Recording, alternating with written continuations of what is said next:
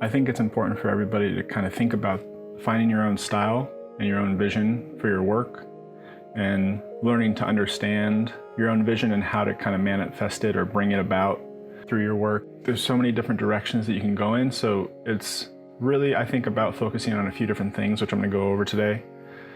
And the first thing is that you recognize that you have an idea of what you want to create. If you're an artist, you most likely have a yearning for wanting to put something into the world that's in your mind and your mind's eye, your subconscious. Especially if you're, whether you're a writer or a visual artist or anybody, but especially if you're a visual artist, that's what I have experience with. You have a particular vision, and there are all the skills that come along with being an artist that you have to learn and understand, of course. And there's a whole, I could do an hour-long talk on all the different things that you need to do to be an artist, but for today, I'm just going to focus on kind of bringing about your own vision and how to stay focused on your own vision. So there's the first part of it, it would be the basics, the understanding the fundamental skills that come along with drawing or painting, any of those things, right? If you're doing figurative work, you're learning about anatomy, you're learning about brushwork, you're learning about how to sketch properly and develop the figure in a realistic way or an abstract way, or however you're kind of interested in doing it. But your own vision is something that has kind of always been on the inside, and it's kind of what drives you to do your work, because you're pursuing something that's in your own head. You're pursuing something that's kind of an integral part of you as a creative person. And I remember when I was young, I wasn't super conscious of it. It was just kind of there in the background. And as I got older, I would get little sparks of inspiration from other artists, or when I saw other people doing things that were really, I thought, incredible or visually stimulating. I would kind of use that to then go into my own notebooks or my own sketchbooks, into my own canvases, and start pursuing based off of that initial spark of inspiration. And I think it's healthy for an artist to, in the beginning, in order to learn about yourself, you kind of have to see and copy what others have done and kind of copy other people's visions for a little while, so you can kind of see what that feels like. I think something that's important to consider would be the other end of that, which is not going back into your own vision. Doing the master copy is definitely a classic traditional technique, because you get to physically feel what it's like and what the process was for these other artists, right? If you choose a classical painting or a drawing study that another artist has already created, you almost get to kind of trace their steps. You get to feel what it was like to make their own work. And even though your work isn't exactly theirs, you get the feeling of that is what stays with you and kind of inspires your own process and helps you when you go into your own process in your own work, and you kind of recall and remember what it was like to go through the other person's process, because you got a little taste of it in the copy, in the master copy, or the copying of another person's piece.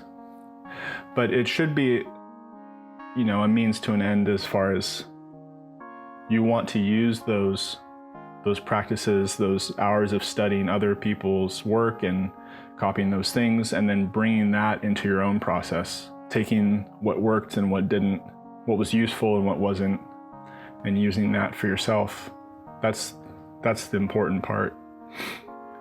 And it's very tempting to kind of stay very close to some of those other artists or other people that you really love, the work that you've taken on and have really loved yourself. But I think you have to force yourself to move into your own vision, because you do have your own vision. If you're the type of artist that simply looks at it from a craft perspective, which isn't a negative thing either. If you're just learning to draw so you can learn how to draw a person or a scene for the purpose of looking at it as another skill to acquire, that is something that is completely okay. What I'm describing is more of following a vision that you would if you have that vision. So if you have an idea for something that should look a certain way in the world within your work, then that's what we're talking about here. And finding confidence in that is actually difficult. And after you've done all the master copies and you've learned about the processes, you've developed a foundation for your own skills, you still have that vision, and you need to start pursuing it in little ways. And it is a lifelong kind of process. You don't ever really achieve 100% of what you have in your mind, and that's what keeps you going. But being okay with that lack of almost completion of your own vision is difficult to deal with. And I think that's something that I know I have struggled with. I feel like I've heard other artists talk about it, not in those exact words, but they're describing this lack of satisfaction when a work is done. It could have always been a little different, always a little bit better. Certain pieces that get a lot of attention that you really love, they might be 90% there. Artists usually talk like that when you're one-on-one with them and you ask them like what they think of certain things or the work they're doing. A lot of great artists are very critical of their own work. And I think part of that is because it is impossible to satisfy that pursuit. You can only pursue it. It is a continuous pursuit for that reason. But it's important to stay on that path and not veer off in either direction too much so.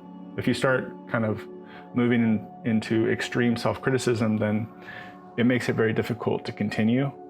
It makes it hard to want to get up and keep going because last time you tried, you didn't quite get it right. And what's the point if you're not going to get it right? But the point is not to get it 100% correct. Whether it's a painting or a drawing or a sculpture, you have a unique perspective that's worth pursuing, and it's your job to work to pursue that. And you're going to have a lot of ups and downs. I don't think there are artists that don't. There might be some, but I would argue that they're not necessarily being completely honest with themselves about their own work or about the quality maybe of their own work potentially. I don't mean to judge them, but I think that it's healthy to see things as they are, and there is nothing that is perfect. So if you cannot see any negatives within your own work, not that it all should be negative, but then I think that can be troublesome as a creative person. But you want to see the positives as well, and you have to try to force yourself to see both sides of what you're doing and to stay on that middle path so that you're not veering off too wildly in either direction. You don't want to go into extreme self-criticism, but you don't want to have your head so high in the clouds that everything you've done is great, because it's not. There's always things you can take on that would help your work be even better than it is. And when you're experiencing that struggle and that part of the process that is difficult to get through, the best solution that I've ever come up with and that I've ever read about in any of the things that I've read about creativity and the process is just to continue in whatever way that you can. It is difficult for sure, and you're not alone in that difficulty and experiencing that, because it doesn't feel good, but it is a feeling that is just a part of all of it. I've spent a lot of my time taking inspiration from others and then unfortunately not feeling confident in my own vision, and I ended up kind of using too much from other artists, and a lot of those pieces ended up just being failures because I wasn't kind of staying true to what I wanted to bring into the world in my own particular way of seeing things. And I've since then learned a lot more about when to recognize that when I'm doing that. And I think that is really great to be able to do when you're creating, because you want to get yourself out of that pattern. It's very easy to get stuck in those patterns, because when you're doubting, when your work isn't going well or something isn't working with your own process, you start to revert to you almost revert to what was comfortable, what was working about other people's work, especially if it's things that you loved, things that you've experienced, or things that have ignited a spark in the past that made you feel a certain way. It's fine to take inspiration from those things.